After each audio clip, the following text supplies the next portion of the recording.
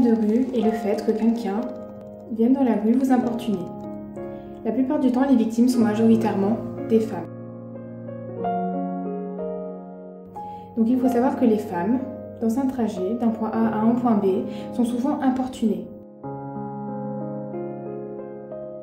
J'ai l'impression qu'ils ne comprennent pas trop, qu'ils trouvent ça normal de se draguer dans la rue alors que ce n'est pas du tout l'endroit. Les femmes qui sont importunées n'ont pas forcément envie d'aller parler à quelqu'un et que dans leur trajet, elles ont juste besoin d'aller où elles veulent aller, seulement ça, pas parler à 10 hommes de suite. Enzo, 17 ans. Gladys, 16 ans. Elena, 17 ans. Je suis Emma, 16 ans. Léa, 19 ans. Qu'est-ce que le harcèlement de rue pour toi? Le harcèlement de rue pour moi, c'est quand une personne se fait importuner dans la rue, c'est-à-dire qu'une autre veut lui engager la conversation sans que cette même personne ait envie de lui parler, et ça plusieurs fois. Est-ce que quelqu'un t'a déjà mise mal à l'aise? Ouais, plusieurs fois. Et c'était quoi ta réaction?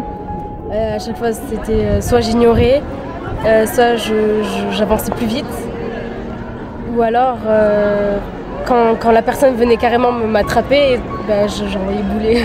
Et quelle était ta réaction face à ça? J'étais très mal à l'aise et j'avais l'impression de ne pas avoir le choix et de devoir faire face en fait. Donc du coup, est-ce que ça change quelque chose à ta manière d'appréhender tes trajets maintenant? Oui, parce que maintenant je me force à ne pas aller dans certains endroits, pas y aller à certaines heures, je fais attention à ce que je porte et j'évite les conflits en fait. Ça change quelque chose à ta manière d'appréhender tes trajets maintenant? Non, pas du tout en fait. Maintenant, au contraire, je vis ma vie sans me préoccuper des regards, de comment je ne me préoccupe pas du tout de ça parce que sinon on ne vit pas. Et tu ressens quoi à chaque fois quand tu es abordée? Est-ce que tu es angoissée? Avant, ouais, ça me stressait beaucoup et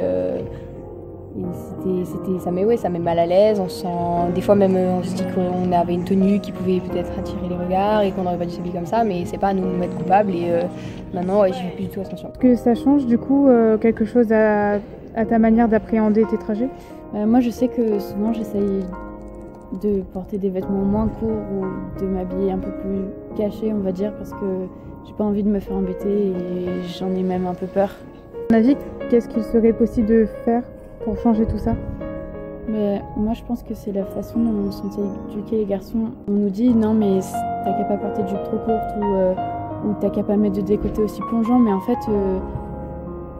nous on s'habille comme on veut, c'est plutôt aux garçons de revoir leur vision des choses et on n'est pas juste des choses en fait. À ton avis, qu'est-ce qu'il serait possible de faire pour changer tout ça? Rien, il y a des gens mal élevés, c'est comme ça.